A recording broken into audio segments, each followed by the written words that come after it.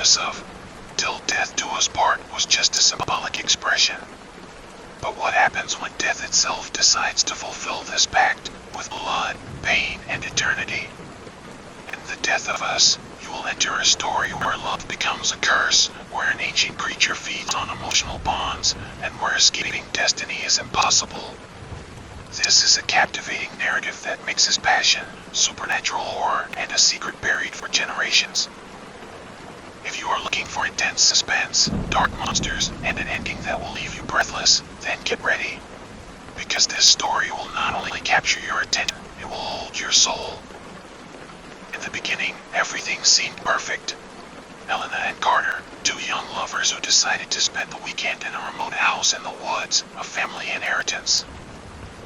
Isolated, with no cell phone signal, surrounded only by nature and eternal promises.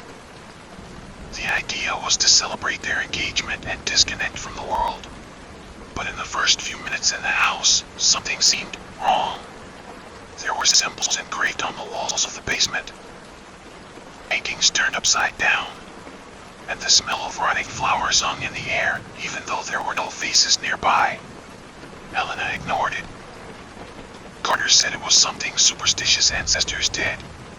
But that night, while they slept, Elena dreamed of a woman in a torn dress with sunken eyes and blackened skin. She said nothing. She just pointed at Carter over and over. The mood changed. Carter began to have memory lapses. He would go out into the woods and return hours later, covered in mud and scratches, with no memory of what he had done. And then the whispers began.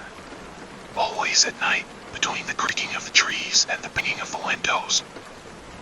Whispers that said, "He is mine. He was promised. Get out while you can." Elena, frightened, wanted to leave.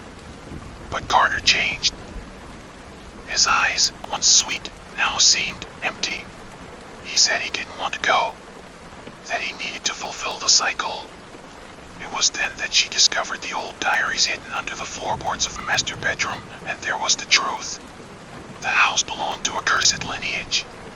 The men of Carter's family made pacts with an entity known only as the Bride of the Mist. In exchange for wealth, eternal love, and protection, they promised their bodies and souls upon their betrothal. And Carter's time had come. The creature, according to the reports, first appeared in dreams.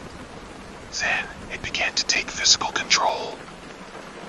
It transformed the man into a kind of host, a puppet without conscience.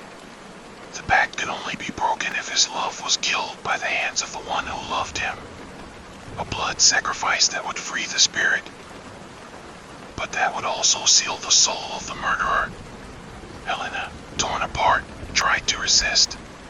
She looked for help, but there was no way out. The doors would not open. The windows showed only white mist, as if the outside world had ceased to exist. Carter began to act violently, speaking in strange tongues, scratching the walls with his nails, leaving symbols made with his own blood. The house was alive, and she was not going to let them leave without a death. On the last night, Elena prepared everything. An ancient knife, blessed according to the diary, and a farewell letter. She waited for Carter to fall asleep and tried, but he woke up. And there, amid screams, tears, and pleas, the entity revealed itself. The creature was inside him, but also outside, like a shadow in a bridal veil that stretched across the walls, the ceiling, the mirrors. It told her that Elena could join them. She could live forever with Carter if she would accept death too. She refused. She fought. She stabbed Carter in the chest. He fell. The creature screamed, a sound that shattered the glass. And then everything went silent. When Elena woke up, she was alone in the woods. The house was gone. Carter was never found. But the engagement ring was still on her finger. And sometimes, when she looked at it, she could still hear the whispers.